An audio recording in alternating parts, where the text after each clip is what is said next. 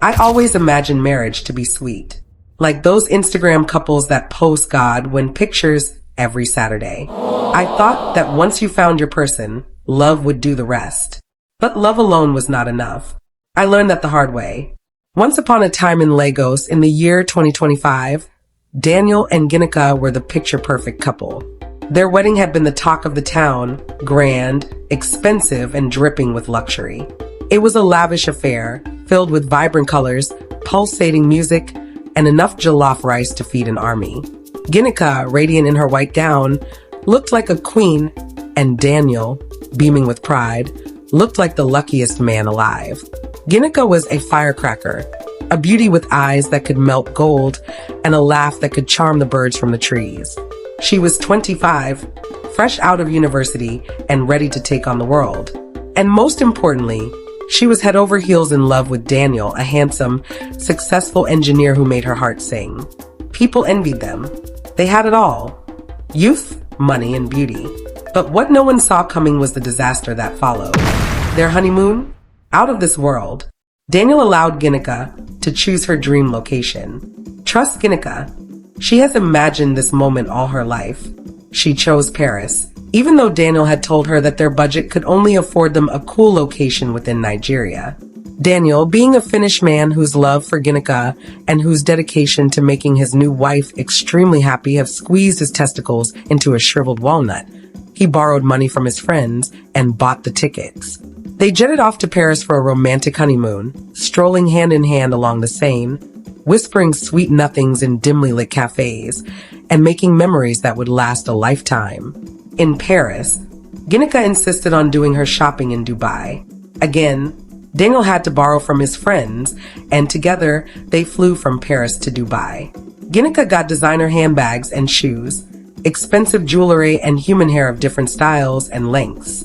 The first month of marriage was heaven, but the moment they returned from their honeymoon in Paris and shopping in Dubai, things changed. Ginika, a 25-year-old Gen Z bride, had spent months consuming content from certain Facebook feminists who preached that African wives should never lift a finger for their husbands. According to them, house chores were oppression, cooking was slavery, and sex was to be used as a bargaining chip. She had stumbled upon this community of women called woke women, self-proclaimed feminists, who espoused radical ideas about marriage and gender roles. These weren't the quiet, thoughtful feminists who advocated for equal pay and opportunities. These were the firebrands, the provocateurs, the ones who believed that African women were systematically oppressed by their husbands and that the only way to break free was to refuse to perform any domestic duties. According to them, cooking for your husband was akin to slavery, cleaning the house was a form of oppression, and sex was a valuable commodity to be withheld or granted based on performance. They shared stories of wives who went on strike, refusing to cook, clean, or even speak to their husbands until their demands were met. They made statements like, "It's the man that puts money in my ope that will put penis in my opiway." They celebrated women who prioritized their careers and personal lives above all else, and who viewed marriage as a strategic partnership rather than a loving commitment. "What do I bring to the table? I am the table," they would scream. A young bride in Kano had dismembered her husband at night because he asked for intimacy without paying for her nails done, and she was celebrated by the group. They had hired a lawyer who advised her to lie that the man returned home drunk and forced himself on her.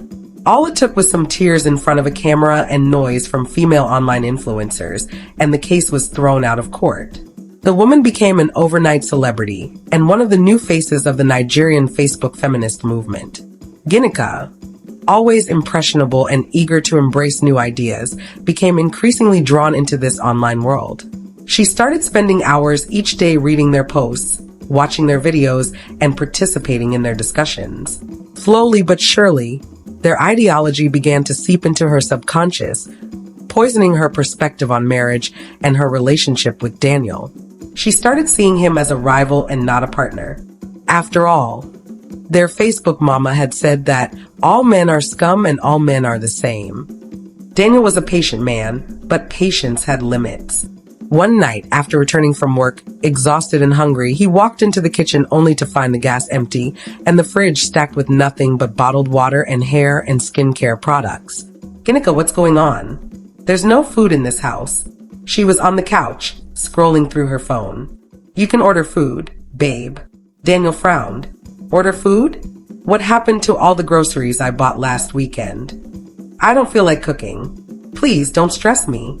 Besides, what do we have money for if not to make life easier, she said, eyes glued to her phone. Daniel took a deep breath. Ginika, we agreed that you'd handle the home while I handle the finances. You're not working, remember? And whose fault is that? She snapped, now looking at him. I told you, I want to start a human hair business, but you keep delaying. If you set me up properly, I'll have my own money. Until then, I don't see why I should be slaving in this house. Daniel was stunned. Slaving? Cooking for your husband is slavery. She stood up. Yes, I am not a house girl. If you want to cook, hire one. If you want a maid, get one. If you want a wife, treat me like the queen that I am. Daniel blinked, taken aback. Maid? I never said you were my maid. I just thought, well, we're married. We share responsibilities. Ginika's voice rose. Responsibilities? Do you think my only responsibility is to cook and clean for you? That's what you African men always want, isn't it? A glorified housemaid. Not me, Daniel. It's never be me. Daniel stared at her, bewildered. He didn't recognize this angry, defensive woman. Ginika, what's gotten into you? We used to share everything. We used to be a team. Things have changed, Daniel, she said, her voice cold. I've realized I'm not going to be a doormat for any man. I have my own life, my own ambitions. I'm not going to spend it slaving away in the kitchen. That was the first crack. The first sign that the foundation of their marriage was beginning to crumble. From that day forward, the atmosphere in their apartment became increasingly tense. Ginika refused to cook or clean, leaving Daniel to fend for himself. She became withdrawn and distant, spending hours online, immersed in the world of her Facebook feminist group. Their conversations became arguments, fueled by resentment and misunderstanding. Daniel, confused and hurt, tried to understand what was happening. He suggested marriage counseling, but Ginika scoffed at the idea. Marriage counseling? That's just another way for you to try and control me, she said. I don't need therapy. I need you to respect my independence. The bedroom, once a sanctuary of love and intimacy, became a battleground of silence and resentment. Ginika began to withhold sex, using it as a tool to manipulate Daniel. If you want to sleep with me, you're going to have to earn it, she'd say, her eyes glinting with defiance. Show me that you appreciate me. Show me that you respect me as an equal. Yes, we are equal. Get that into your chauvinistic head and stop being narcissistic. Daniel, desperate to salvage their relationship, tried everything he could think of. He cooked, he cleaned, he did the laundry. He showered her with gifts. He wrote her love letters. He begged her to talk to him. But nothing seemed to work. Ginika remained aloof and unyielding, her heart hardened by the toxic ideas she had embraced. Daniel exhaled, shaking his head. So this is what marriage means to you. She folded her arms. You can't keep expecting me to be a traditional wife when you're not a billionaire husband. If you want submission, upgrade my lifestyle first. His hands clenched into fists. What exactly do you want, Ginika? She smirked. A Venza and 35 million naira to start my business. Daniel laughed, a dry, bitter sound. So, until I buy you a car and set up a business, there will be no food, no chores, and no... He gestured toward the bedroom. No sex either. Silence stretched between them. The words hung in the air like a death sentence. That night, Daniel slept in the guest room. By morning, he had made a decision. He called his best friend, Tom. Tom was the friend everyone warned you about. He was tall, good-looking, and a certified womanizer. If there was one thing he knew, it was how to handle women. There was no kind of business that involved leasing women out, from matchmaking to escorts to home delivery masseuses. Tom knew and did everything. Bro, you're too soft, Tom said, sipping his beer. You need to put her in her place. Daniel sighed. And how do I do that? Women think their rivals are men, until you bring in another woman who is willing to do everything they refuse to do. Bro, just hire a maid. But not just any maid. Daniel narrowed his eyes. What do you mean? Tom smirked. I own an agency that provides high-value domestic staff. If your wife won't act like a wife, we'll get you someone who will. You know, fine mature diva with back and front and all the wicked curves in the right places. That was how Daisy entered the picture. Daisy was 27, dark-skinned, and naturally blessed with curves that could make a man forget his home training. Unlike Ginika, she had no problem cooking, cleaning, or being accommodating. When she arrived, Ginika didn't care. Oh good, you finally got a maid. Now she can handle all these. She waved her hand dismissively. But then Daisy started doing more than just chores. She made Daniel's meals, pressed his clothes, and even massaged his shoulders after work with expensive luxury-scented oils. And she was always there, wearing dresses that left very little to the imagination. Daniel noticed, and so did Ginika. One evening, Ginika walked into the living room and saw Daisy serving Daniel a steaming plate of jollof rice, grilled turkey, and salad. Too much smiling, too much chemistry, and there was some good music also, playing in the background. Not just any music, but their favorite playlist when they were dating and Daisy was singing the lyrics, word for word without the help of the internet. She sang, holding the cooking spoon in her hand like a microphone, and wiggled her waist. What started as a waist-wriggling movement ended as a full bloated pole dance that couldn't have been done by an amateur. She was too professional, like she had been pole and lap dancing all her life. Something inside Ginika shifted. Later that night, as she entered the bedroom, she found Daisy adjusting the bed sheets. "What are you doing here?" she snapped. Daisy turned, unfazed. "Just preparing Orga's room." Ginika glared. "That's my job." Daisy smirked. "Ooh, I thought you said you're not a maid." Something snapped in Ginika. The last straw that broke the camel's back was when their area mama, who had encouraged women to leave their husbands and stay single after sharing his money by way of alimony, got married to an old, unattractive poor mason as a third wife. In their traditional marriage photos, she knelt in front of him, serving him palm wine, pounded yam, and a egusi soup that she prepared for him by herself unassisted.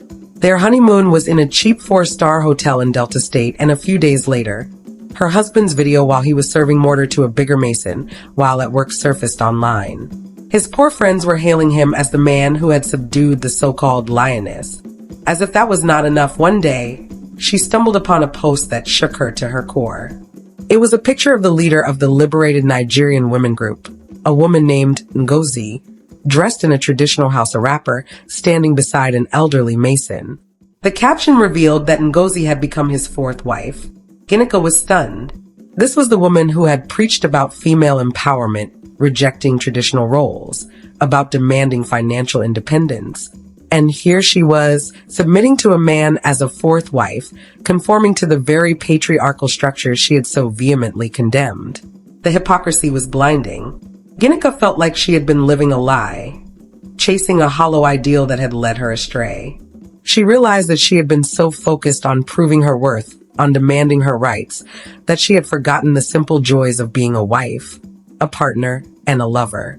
And for God's sake, what was with these women and masons? Someone had jokingly tweeted, and someone else replied, because they need to build their marriages from scratch with a mortar, but without pestle. The next morning, for the first time in months, she woke up early. She cooked, cleaned, and even dressed in a way Daniel hadn't seen since their wedding night. By the time Daniel got home, the smell of fresh pounded yam and a egusi soup filled the air. He looked at her, amused. "What's going on?" She smiled sweetly. "I just miss taking care of you." He chuckled. "Ah, so you suddenly remembered you're a wife?" "Daniel," she said, her voice soft and contrite, "I'm so sorry. I've been a fool. I've let these ridiculous ideas cloud my judgment, and I've taken you for granted. I want to be your wife again, the woman you fell in love with." Daniel was speechless. He had dreamed of this moment, but he had almost given up hope. He pulled Ginika into his arms, holding her tight, burying his face in her hair and inhaling her scent deeply. "I've missed you, Ginika," he whispered. "I've missed this. I have missed us." That night they talked. They talked for hours, pouring out their hearts, airing their grievances, and forgiving each other's faults. They rediscovered the love that had been buried beneath layers of resentment and misunderstanding. And of course, they shared steaming intimate moments, garnished with several earthquaking and toes-curling orgasms. They were so loud that Daisy couldn't help but help herself. The next morning, Ginika woke up early and went to the kitchen. She prepared a delicious breakfast for Daniel, her hands moving with newfound confidence and purpose. She packed his lunch, kissed him goodbye, and sent him off to work with a promise to make things right. Daisy watched Ginika's transformation with quiet satisfaction. She had played her role perfectly, serving as a catalyst for change. Now her job is done. Daisy, Daniel said that evening, thank you for everything. You've been a great help, but Ginika is back and we don't need you anymore. Daisy smiled. I understand, sir. It was a pleasure serving you. She packed her bags, said her goodbyes, and left the house, leaving behind a valuable lesson and a renewed sense of hope. Ginika learned that marriage is not about entitlement, but about partnership. It's about compromise, about sacrifice, about loving and supporting each other through thick and thin. She realized that true empowerment comes not from demanding rights, but from embracing responsibilities. Daniel learned that sometimes the best way to teach a lesson is to let the student fail first. He had been tempted to give up on Ginika, to walk away from their marriage, but he had held on, hoping that she would eventually see the error of her ways.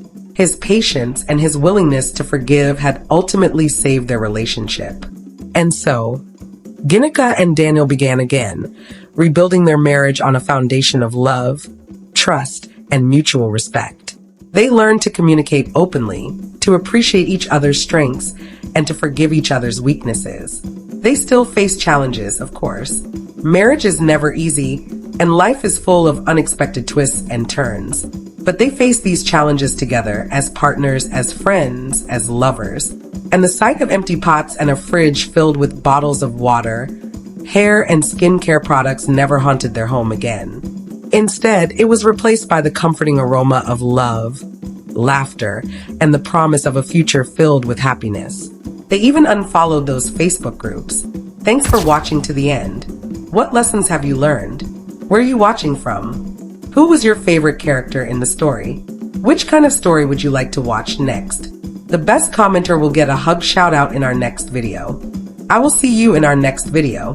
Until then, stay bookie.